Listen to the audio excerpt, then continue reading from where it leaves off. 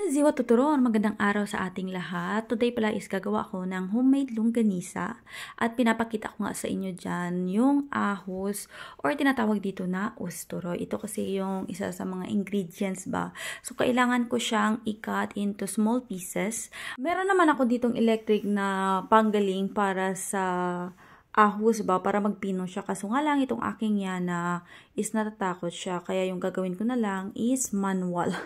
Using my hands. Matrabaho nga lang siya pero wala tayong choice. Kasi natatakot yung aking yana. Matagal na talaga na gusto kong kumain ng longganisa. Kaso nga lang dito sa lugar namin is wala talaga ditong nagbebenta ng Pinoy style na longganisa. Except na lang doon sa may kapital kasi maraming mga Pinay doon na nagluluto ng iba't ibang pagkain. Especially longganisa. Kaso nga lang ang layo naman para umorder pa.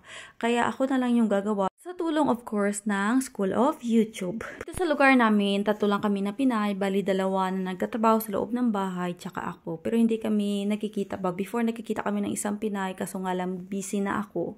Kaya hindi na talaga kami nagkikita. At yan na nga yung karne na giniling. At nilagay ko na dyan yung ostoroy or yung ahos. Tapos lagyan natin ng asin para sa panlasa. Tapos maglalagay din ako dyan ng konting paminta. Then of course, wag natin kalimutan yung asukal para naman manamis-namis yung aking longganisa. At naglagay rin ako dyan ng paprika para naman masarap ba? Para sa akin masarap kapag may paprika. Tapos itong toyo, naglagay din ako ng konting suka. Then nag-add din ako ng konting water. Tapos maglalagay din ako dyan ng cornstarch. After ilagay ang lahat ng mga ingredients, halu-haluin lang natin using my spatula.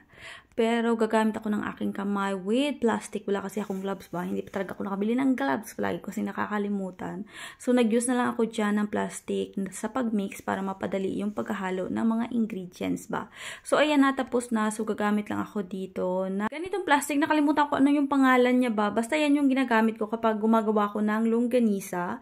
Bali, i-form mo lang siya dyan ng paganyan ba? Form ng longganisa tapos i-cut mo siya ng scissor. Yung balat ng sibuyas binigay sa akin ng yana at gusto niya akong pumunta doon sa may living kasi gusto niya manood ng kanyang disene or ng cartoon. So, nilagay ko muna doon, inon ko muna yung TV. Then, after that, bumalik na ako dito sa aking ginagawa para naman matapos ito.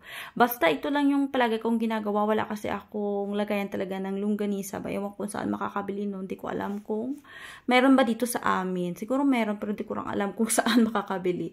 And finally, ito na nga yung aking longganisa. Tapos na siya with different sizes. Of course, ewan ko ba iba-iba talaga yung mga sizes ba niya. Tapos, imamodel ko muna itong aking natapos na longganisa. Bali, 19 pieces ito.